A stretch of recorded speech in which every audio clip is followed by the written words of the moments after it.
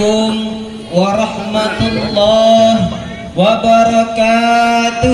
Waalaikumsalam warahmatullahi wabarakatuh.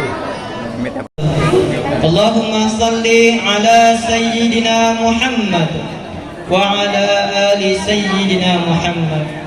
Subhanaka la ilma lana illa ma 'allamtana innaka antal alimul hakim. Shadaqallahul azim. Kembali kita bersyukur atas kehadiran Allah yang telah memberikan kita nikmat berupa nikmat iman, nikmat Islam, nikmat kesehatan, nikmat keluangan waktu, sehingga kita dapat berkumpul di acara yang mulia ini dalam rangka memperingati Isra Mi'raj baginda Rasulullah sallallahu alaihi wasallam. Selawat berangkaikan salam senantiasa kita curahkan kepada baginda Rasulullah sallallahu alaihi wasallam dengan ucapan Allahumma salli wa sallim wa barik alaihi.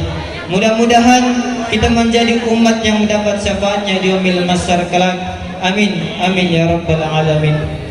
Yang terhormat Al-Ustaz kami dari mimbar Sergei, dan juga yang terhormat Bapak Kepala Desa, Bapak Ketua PKI Musola, yang terhormat Bapak-bapak, ibu-ibu, para tokoh masyarakat, Al-Ustaz, Al-Bilal, dan yang saya hormati ibu-ibu, dan juga yang saya banggakan dan juga saya sayangi, para remaja-remaji di musolah yang kita cintai ini, yang insya Allah akan diberikan naungan oleh Allah di hari akhir nanti. Apa kata Allah? Ada 7 golongan yang akan diberikan naungan oleh Allah. Pada saat itu tidak ada naungan kecuali naungan Allah Subhanahu wa taala. Di antara ketujuh itu adalah para pemuda-pemudi yang taat beribadah kepada Allah Subhanahu wa taala. Semoga kita para pemuda termasuk dalam golongan yang ketujuh tadi.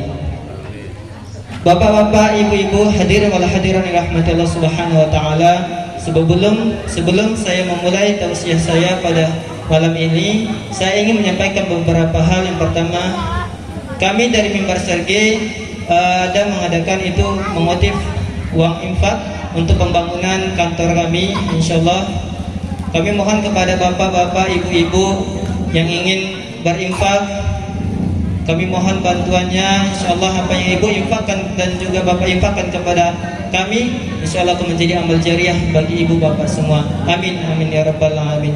Yang kedua, saya ingin berterima kasih kepada ketua panitia tadi karena sudah memanggil saya bapak. Terima kasih sekali, karena umur segini udah dipanggil bapak gitu. Saya belum menikah, jadi tolong nanti kalau memang ada lagi acara jangan dipanggil saya bapak ya, kalau belum cocok rasanya. Baik, hadirin wal hadirat yang dirahmati Allah Subhanahu wa taala. Pernah satu ketika Nabi Muhammad sallallahu alaihi wasallam mendapati malaikat Jibril sedang menangis. Beliau duduk di sebuah tempat, kemudian malaikat Jibril menangis. Air matanya membasahi seluruh mukanya. Maka kemudian Nabi bertanya kepada malaikat Jibril, "Wahai Jibril, ma yubki? Kenapa engkau menangis?" Malaikat Jibril menoleh ke arah baginda Rasulullah SAW seraya berkata, "Ya Rasulullah, bagaimana aku tidak menangis? Ketika aku melihat neraka Allah, aku selalu menangis. Aku tidak mampu untuk menahan air mataku karena aku takut kepada Allah Subhanahu wa taala dan aku takut azab neraka Allah Subhanahu wa taala." Hadirin wal hadirat yang dirahmati Allah Subhanahu wa taala.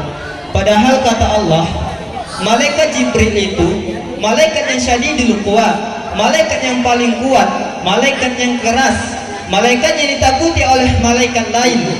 Dzumirratin, malaikat yang paling berwibawa, malaikat yang paling agung.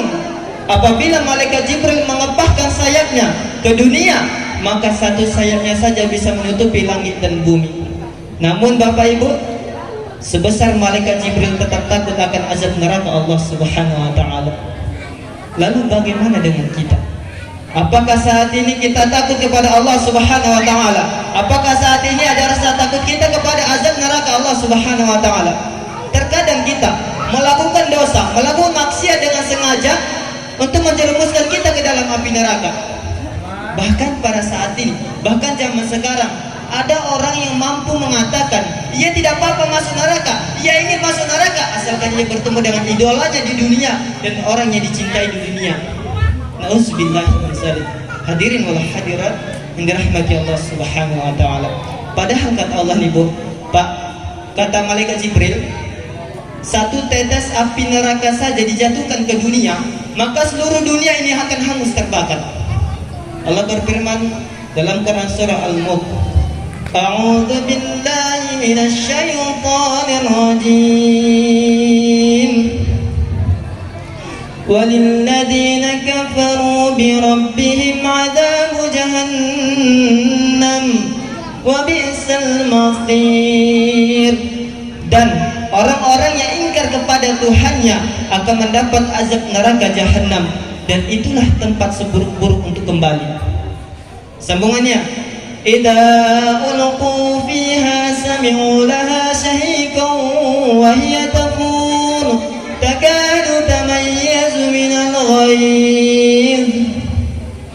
Dan apabila mereka dilemparkan ke dalam neraka, mereka akan melihat dan mendengar suara yang mengerikan bergemuruh, karena api neraka sedang marah, hampir meledak karena api neraka marah, begitu ingin mengelahap para manusia-manusia yang ingkar kepada Tuhannya. Hadirin wal hadirat dirahmati Allah Subhanahu wa taala. Tentu kita sebagai hamba Allah, kita berdoa kepada Allah agar kita dijauhkan dari api neraka, agar kita dibebaskan dari api neraka. Fatakun narul lati waquduhan nasu wal hijarah. Pasti akan ada di dalam diri kita, maka takutlah kita ke dalam api neraka, karena api neraka itu terbuat dari manusia dan batu. Kita berdoa kepada Allah, ya Allah, jauhkanlah aku dari api neraka. Ya Allah, bebaskanlah aku dari api neraka. Ya Allah, jaminkanlah hamba menjadi hamba yang haram tersentuh bagi api neraka. Lalu siapakah orang yang haram baginya tersentuh api neraka? Nabi Muhammad SAW bersabda kepada para sahabatnya.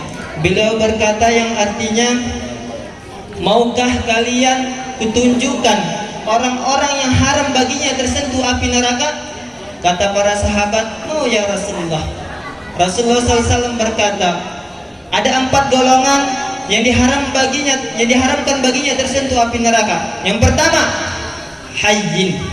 Apa hayyin, Pak, Bu? Orang yang memiliki ketenangan hati di dalam dirinya, orang yang tidak mudah marah, orang yang tidak mudah emosi, orang yang tidak mudah meratapi hidupnya, orang yang tidak mudah mengeluh. Terkadang kita mengeluh apa yang diberikan kepada Allah Subhanahu wa taala. Maka jadilah kita orang yang hayyin, orang yang memiliki ketenangan dalam hati. Yang kedua apa? Yang kedua adalah layyin, orang yang lembut dalam berkata dan baik dalam berkata maupun berbuat. Itu yang layyin. Terkadang kita berkata yang tidak baik. Para remaja-remaja, para pemuda-pemudi, bagaimana kita berkata dengan orang tua kita? Bagaimana kita berbuat dengan orang tua kita? Apakah kita berkata lembut dan baik kepada orang tua kita, kepada adik-adik kita? Sehingga ada orang yang ingin bertanya kepada kita, ada yang orang yang ingin bertanya kepada ibu kita, kepada teman kita, kepada sahabat kita, kepada adik kita tentang kita. Mereka akan menjawab bahwa abangku itu tadi orangnya lazim, orang lembut.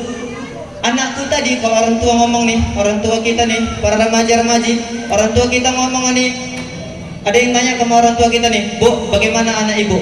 Kata ibu kita nih, kata ibu kita, anak saya itu orang yang lazim, orang yang lembut. Itulah kelebihan dari orang yang lazim. Yang ketiga apa kata Nabi? Yang ketiga adalah qaribin, orang yang akrab, orang yang supel, orang yang mudah dekat dengan orang lain dalam berbuat kebaikan. Yang keempat kata Nabi adalah sahlin, orang yang memudahkan urusan orang lain, terutama dalam utang piutang. Apa kata Nabi? Apabila kita memberikan utang kepada saudara kita, kepada orang lain dengan ikhlas, maka utang itu akan menjadi sedekah bagi kita. Ketika yang utang tadi ingin kita menagih, yang utang tadi bilang belum sempat membayar, belum ada uangnya, apakah bisa besok, Pak? Ketika kita ikhlas dan ridho, maka itu akan menjadi sedekah bagi kita. Allah akan melipat gandakannya. Hadirin wal hadirat yang rahmati Allah Subhanahu wa taala. Mudah-mudahan kita menjadi 4 golongan tadi, 4 golongan yang hayyin, layyin, qaribin dan sahlin. Mudah-mudahan kita termasuk dalam 4 golongan tadi. Ketika kita sudah masuk ke 4 golongan tadi, maka berbahagialah kita menjadi orang yang dijamin oleh Allah Subhanahu wa taala haram baginya tersentuh api neraka. Barakallah. Assalamualaikum warahmatullahi wabarakatuh.